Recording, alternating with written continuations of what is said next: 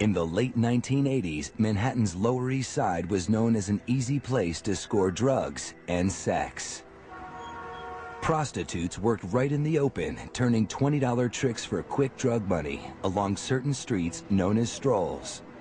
A stroll is where prostitutes ply their trade, where they're known to congregate, and the Johns can find them and do their business and get picked up. But one of those Johns was after more than cheap sex. He was out for blood. Tragedy happens in lives. Unfortunately, it was their lives. The world wouldn't know his name until after his killing spree had ended. Now, in a rare prison interview, serial killer Joel Rifkin talks about his sickening crimes down to the smallest detail. I remember while I was strangling in the truck, she had boots on. She was kicking the driver's side door during this whole thing. Over a 4-year period, the sadistic killer patronized hundreds of New York City prostitutes. He strangled 17 of them with his bare hands. Why those 17 beats me. He discarded their bodies in remote areas or dumped them into local rivers.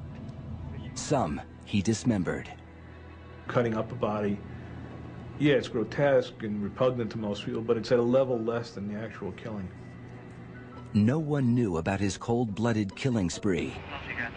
Not the police, not the press, not the public, not even the prostitutes themselves. People in that environment almost go virtually unreported and slip through the cracks.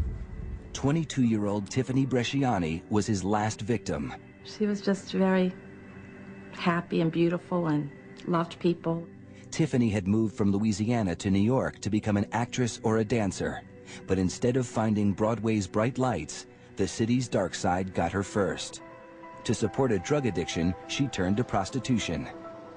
I still have that heartache, you know, it never goes away. There's that empty feeling sometimes, you know, without her. In spite of her troubles, Tiffany remained in close touch with her mother.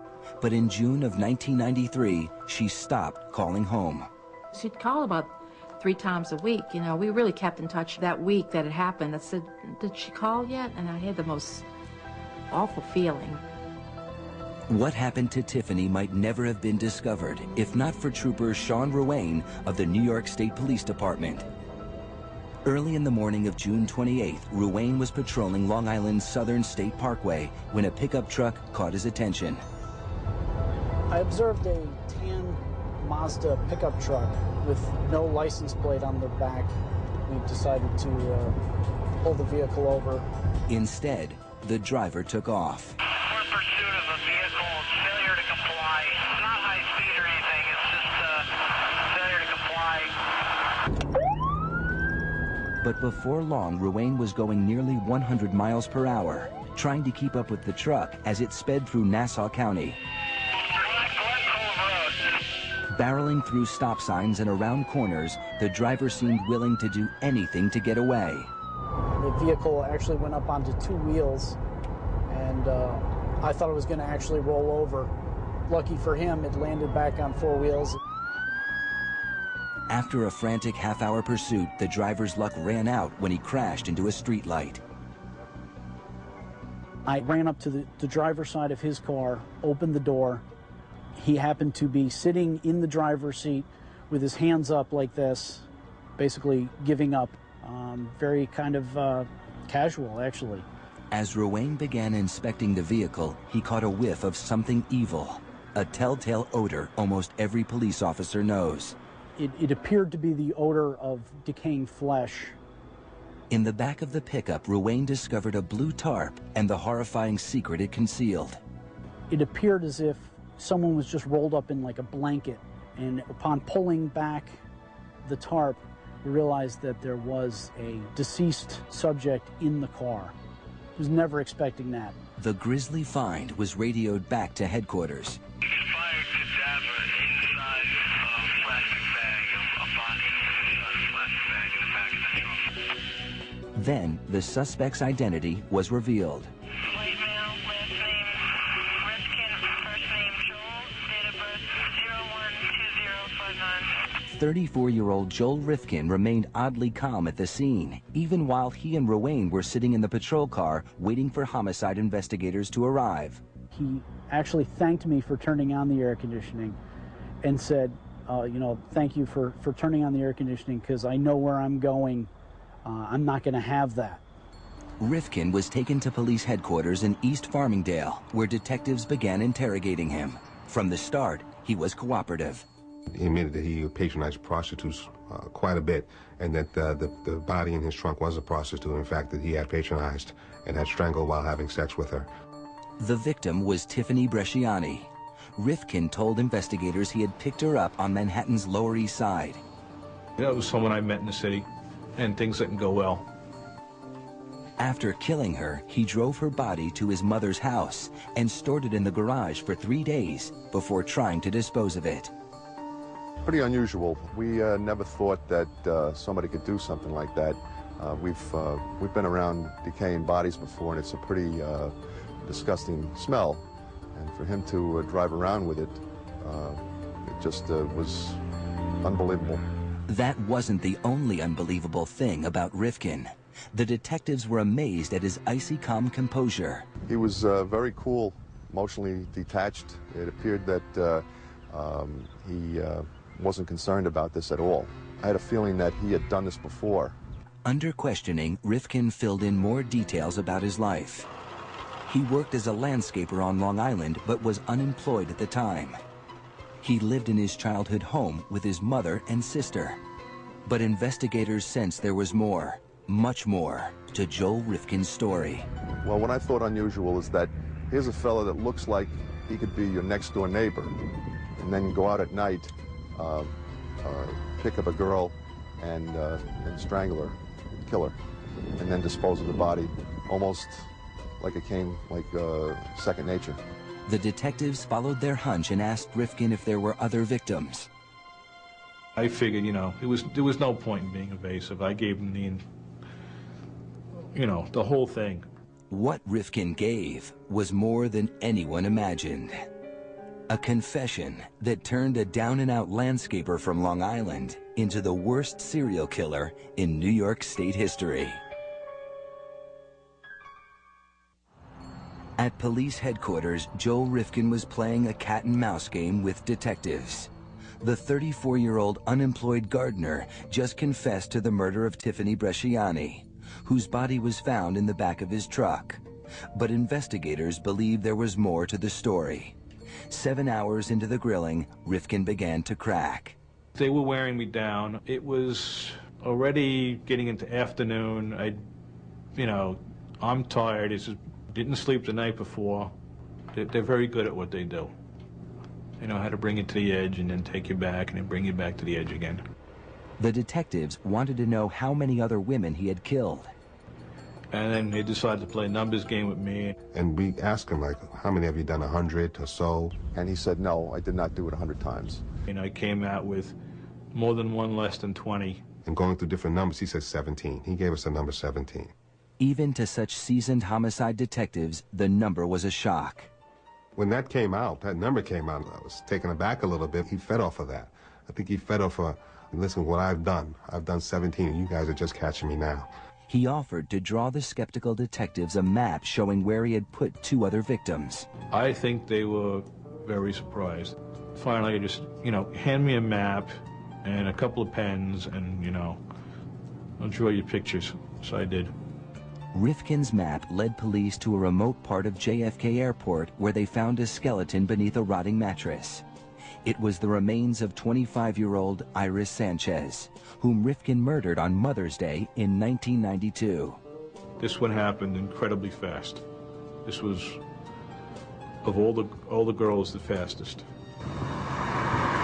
The other body was also where the map indicated, just off the highway in the Hamptons.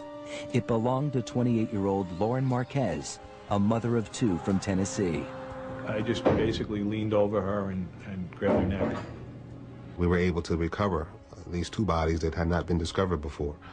So that pretty much put him in the realm of being believable. Now, with 3 confirmed bodies to his deadly resume, the detectives understood who they had captured. Not just a suspected murderer, but a confessed serial killer. I sensed that he had no remorse, and I don't think he thought of the victims as human beings. I think he thought of them as just as swatting a fly.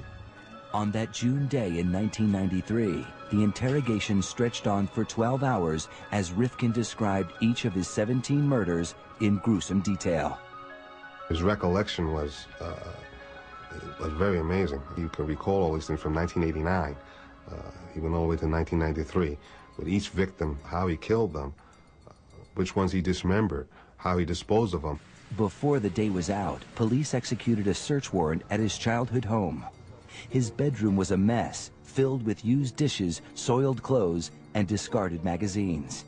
But among the filth, the detectives discovered valuable evidence, hundreds of personal items from his victims. We were overwhelmed, like, how are we going to go through this and go through meticulously? We started to find identification in jewelry and different things belonging to girls, underwear, clothing. Rifkin had saved trophies from each woman to help him remember the murders.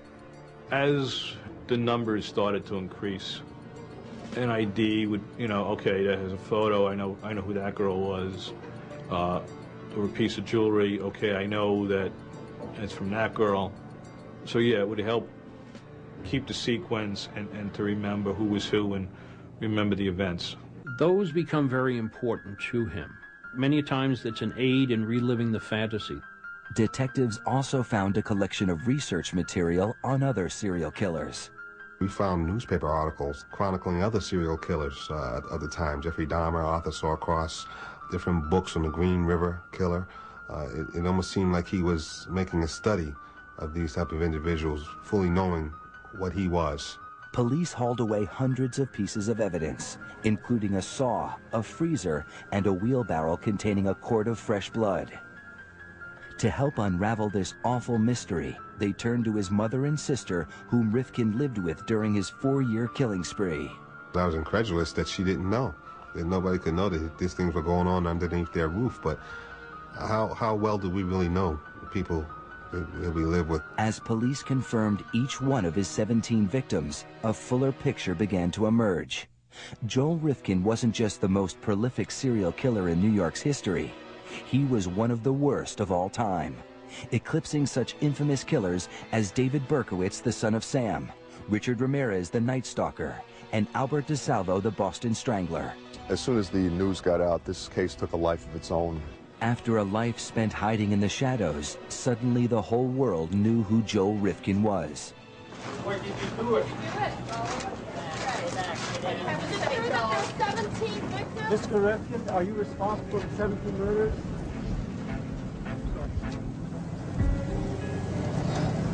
Mr. Rifkin has spoke of 17 homicides that he committed.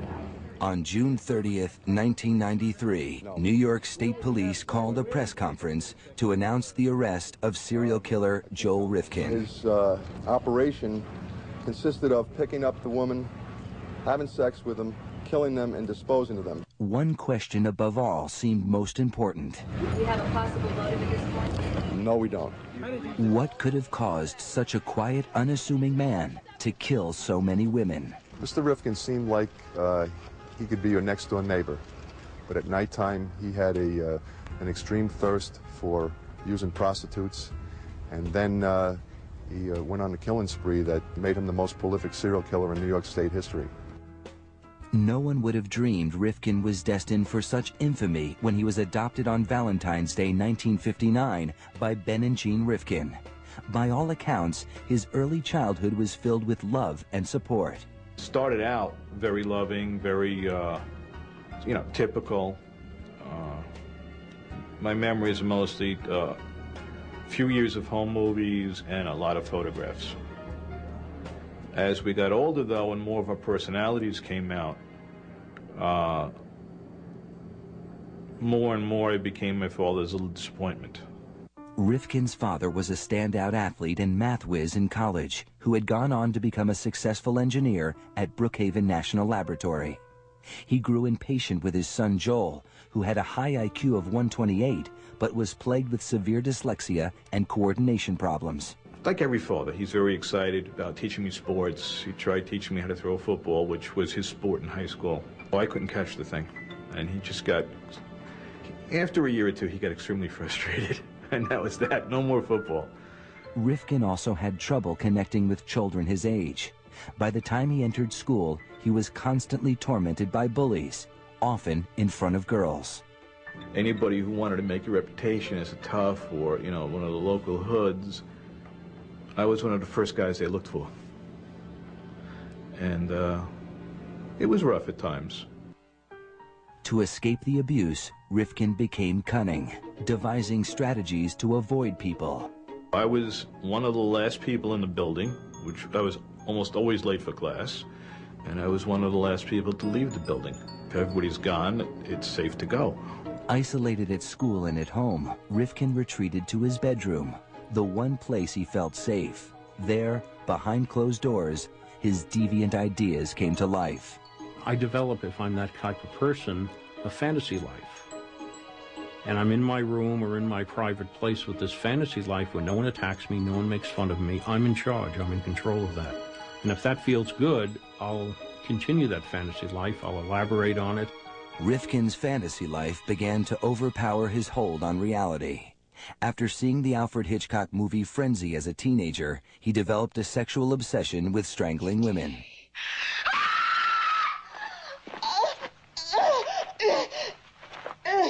I remember seeing Hitchcock's Frenzy, which I later had a videotape of. It used to always get my attention.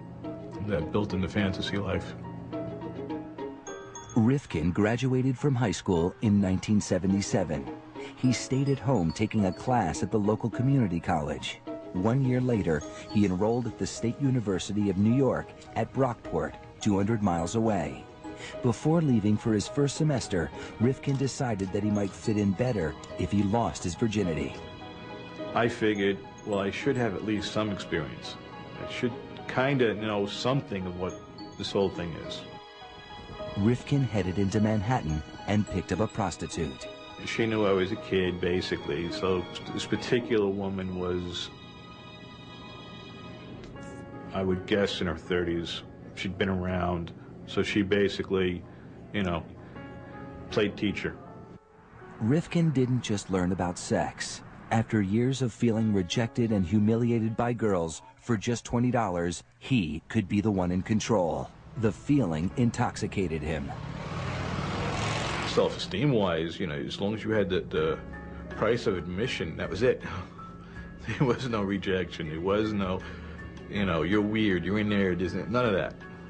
But even with experience, Rifkin was still an outcast at college. After 2 years, he gave up and moved back home. His father was furious, tired of being disappointed by his underachieving son. Me and my father used to have these horrendous screaming matches over little nothing things. And I was made to feel like the worst kind of son on the planet. In 1986, Ben Rifkin was diagnosed with terminal cancer. Hoping to impress his father for once, Joel enrolled in a biology class at a local university.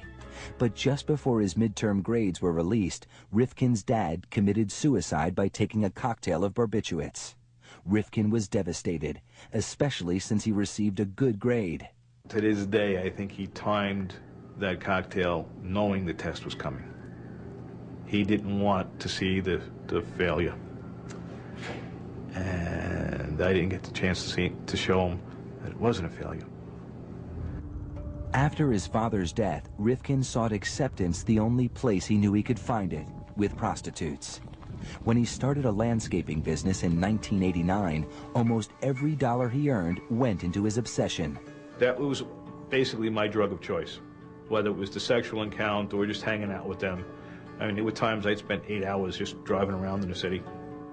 In February 1989, 2 years to the week after his father's death, Rifkin finally succumbed to his dark fantasies. His mother and sister had gone on vacation, and Joel decided to bring home a prostitute. She was using heroin during that night. She shot up in the bathroom and passed out for 2 hours. We had sex once, and then she shot up again and passed out again. Rifkin, who never used drugs and rarely drank, became irritated with the woman's drug habit. In the morning, still frustrated, he grabbed a howitzer shell that he had in the house and began to hit her. And I just remember picking it up, and the first blow hit her above the eye in the middle of the forehead. And by the time I put it down, I don't know, at least 20 to 30 times I struck her with it. Rifkin thought she was dead, but she wasn't. I'm hopping around, and she sits up. And that completely had me freaked out. So we ended up wrestling on the floor. I got bitten in the process. I still had the scar from that. And probably smothered her more than I strangled her. And that was the first murder. He dragged her body to the basement. Minutes after committing his first murder, Rifkin went back to bed. 4 hours, 6 hours. And woke up, realized that, oh yeah, I did do it this time. And then had the problem of how do I get this large item out of the house? Rifkin used an X-Acto knife to cut her body into pieces. And I just decided to make the package smaller. It's easier to take it out in little pieces than to take it out in one big piece. So a little hobby knife and a little effort, made 6 pieces out of her. Once I had everything carved around, I just popped it with force. The hip socket and arm sockets just popped. Rifkin drove around, throwing her body parts out of his car window along various highways. She has still never been identified. Then Rifkin went home and resumed his normal life. I don't remember any rage, any anger, just doing it. That's the odd thing about most of these murders, and that I didn't get intensely enraged. They just took place. For the first time in his life, Joel Rifkin was finally good at something. He was good at murder.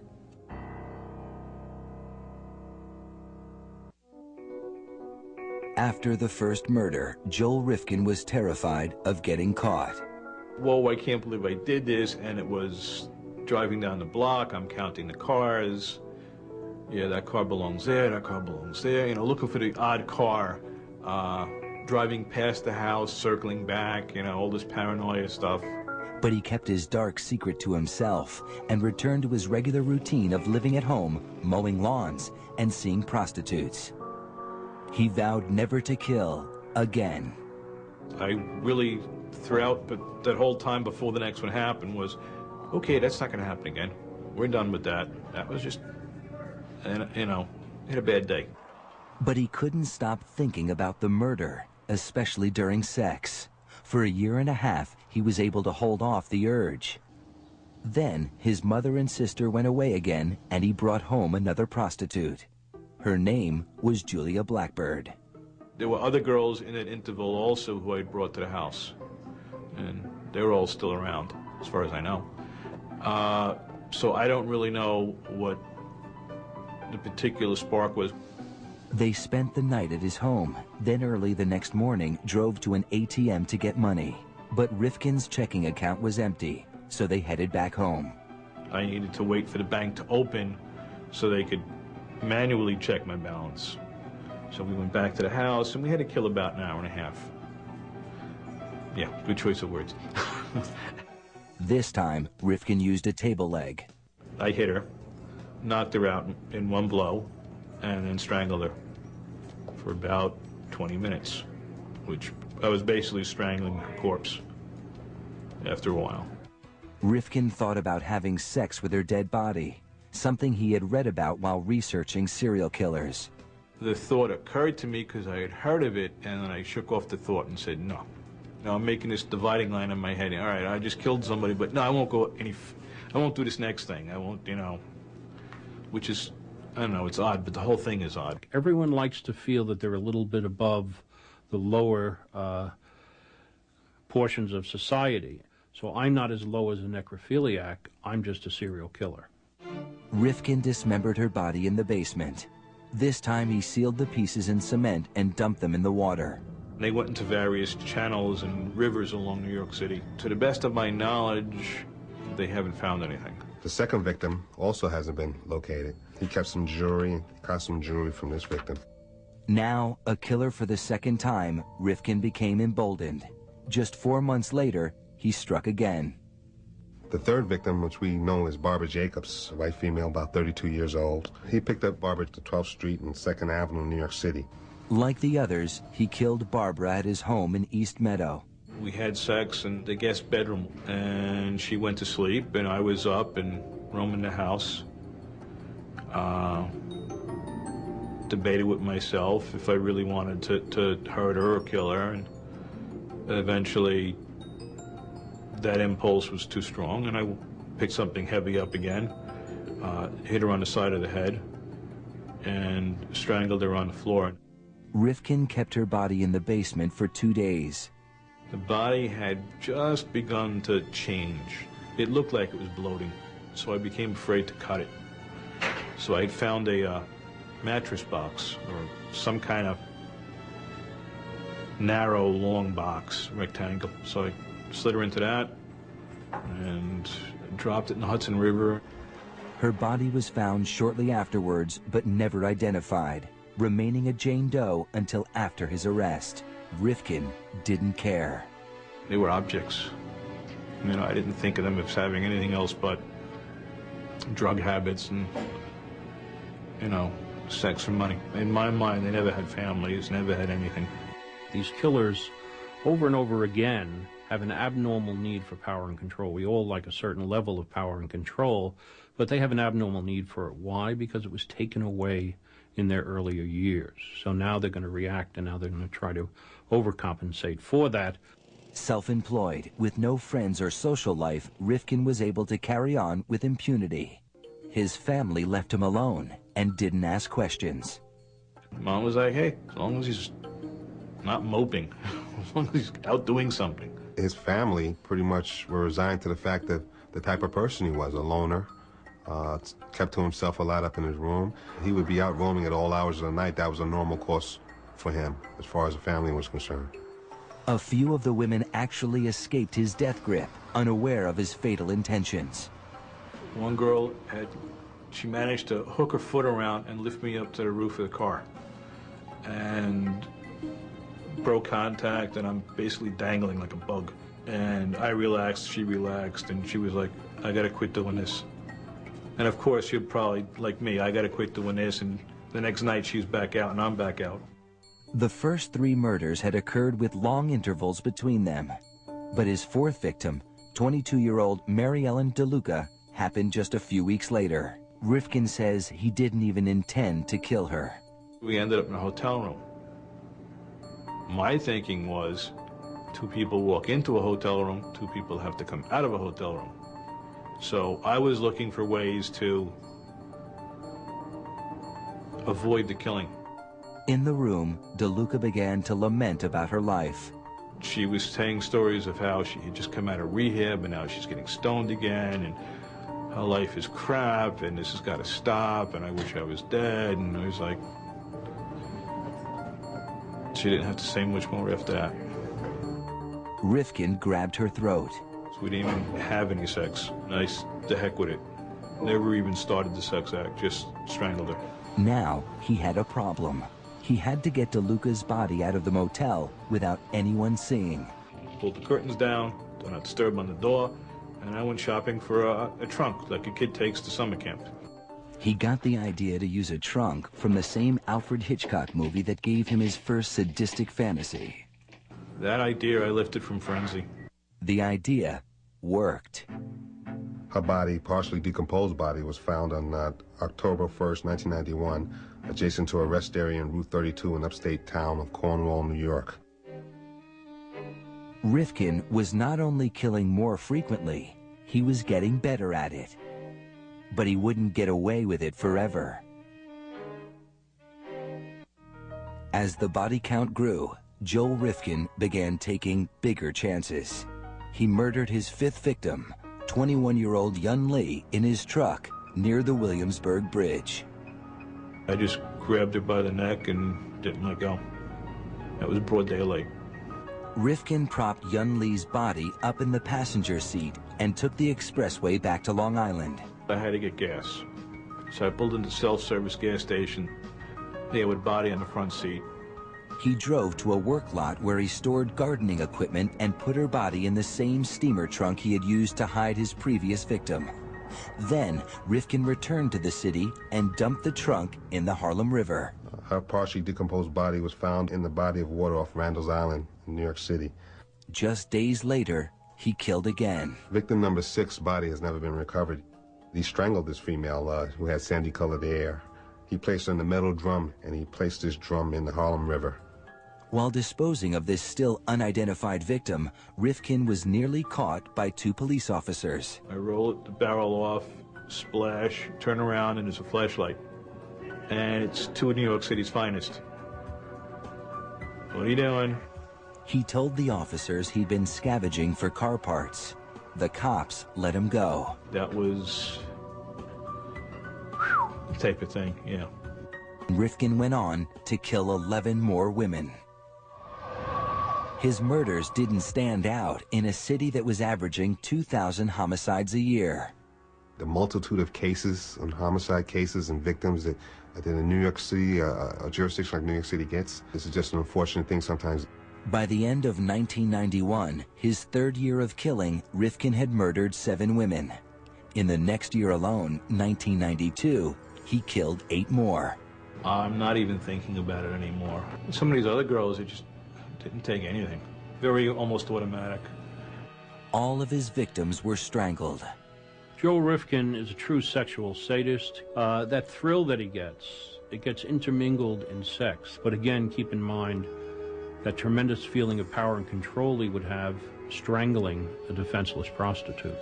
By discarding the bodies over a wide area, Rifkin kept police from connecting the murders.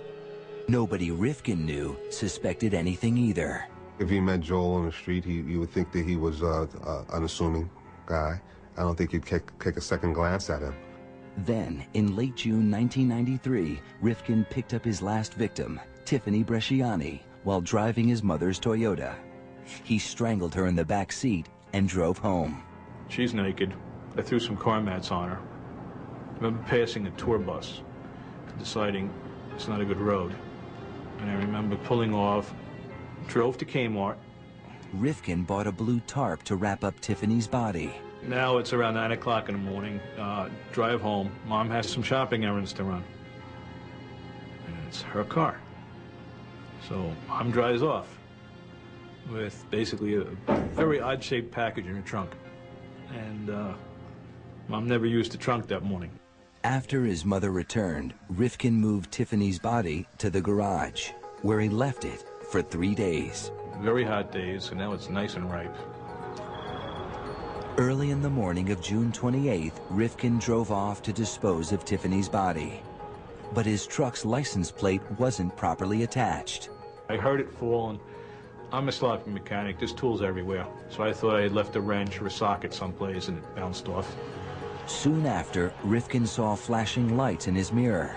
Knowing the police would smell the stench from Tiffany's body, he decided to make a break for it and drive into the ocean. I was looking for literally a place to crash. I figured sink the truck, swim, hide under the pier for a while. I don't know what I was thinking. Instead, Rifkin crashed into a light pole after a 30-minute chase. He offered no resistance as Trooper Sean Ruane took him into custody. He asked me, he's like, why were you stopping me anyway? At which point in time I advised him that the reason why we stopped him was because there were no license plates on the vehicle. At which point in time he responded, you know, it's always a 25-cent part. Joel Rifkin's killing spree was finally over. The world was shocked when it learned of his crimes. After being invisible for so long, Rifkin was now in the spotlight. His trial loomed ahead. Soon, he would have to face the families of the women he murdered. My daughter didn't, she didn't deserve to die like that.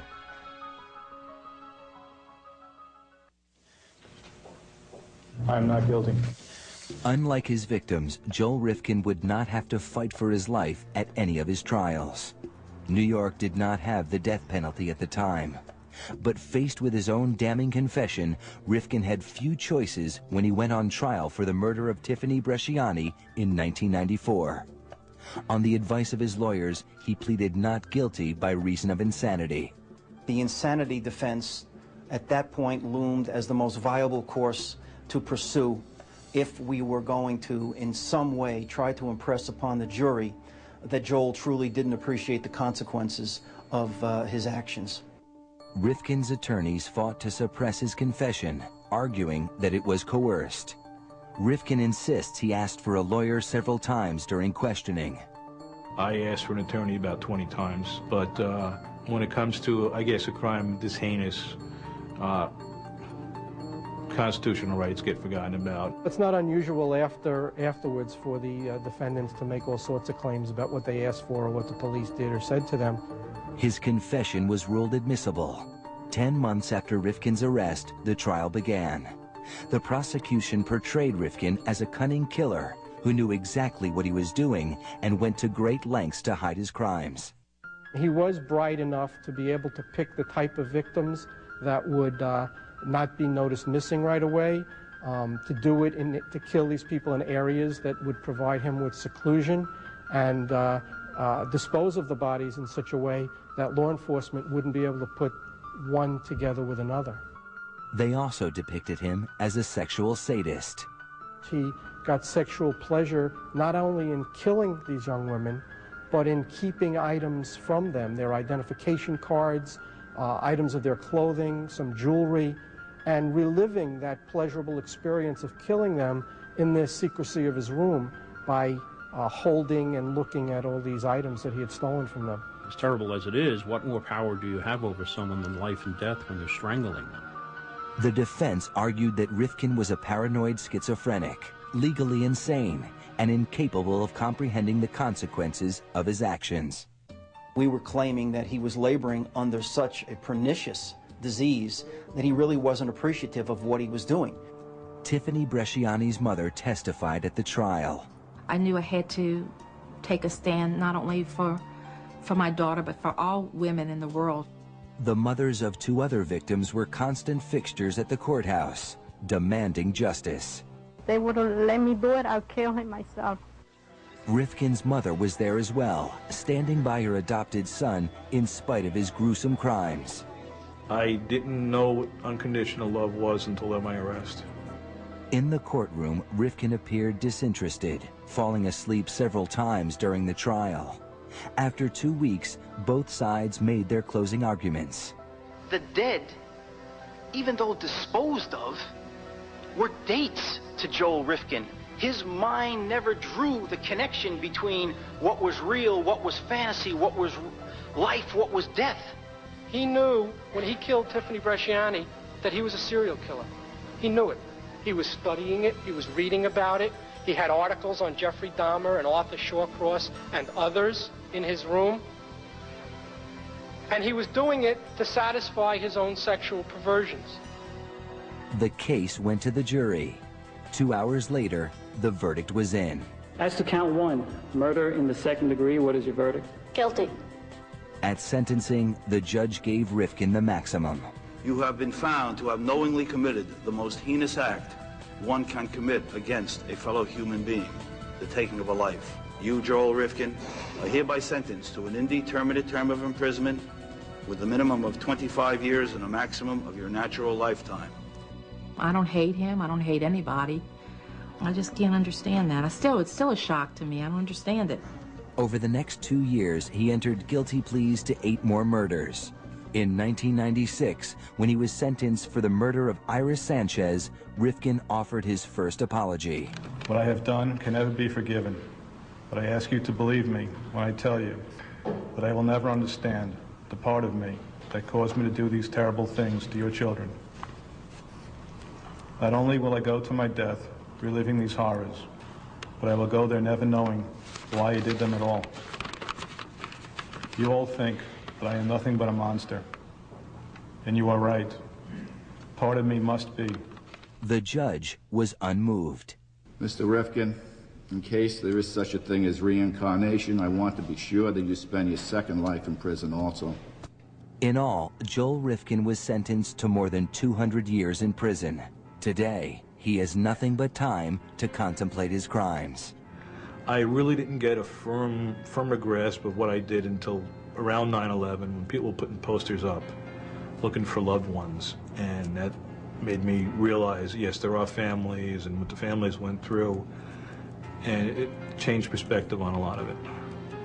Because many serial killers were abused as children, psychiatrists looked there for the source of Rifkin's violent impulses.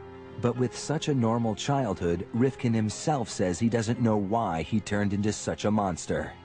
They're looking for the cigarette burns, they're looking for the broken bones, and it's just not there. And that's one of the big mysteries for them and me. I'm not 100% evil, and I'm not 100%, not. It's a mix, unfortunately. After taking antidepressants prescribed by prison doctors, Rifkin says he now sees his crimes in a different light. Now the memories are the reverse of fantasies. Now I wake up. Now it's like a kid waking up from a nightmare. They come and I wake up and get something to read to distract myself. But Rifkin also says he can't guarantee, if he had the chance, that he wouldn't kill again. The honest answer is I don't know. I don't know if I was released if I'd ever kill again. I might.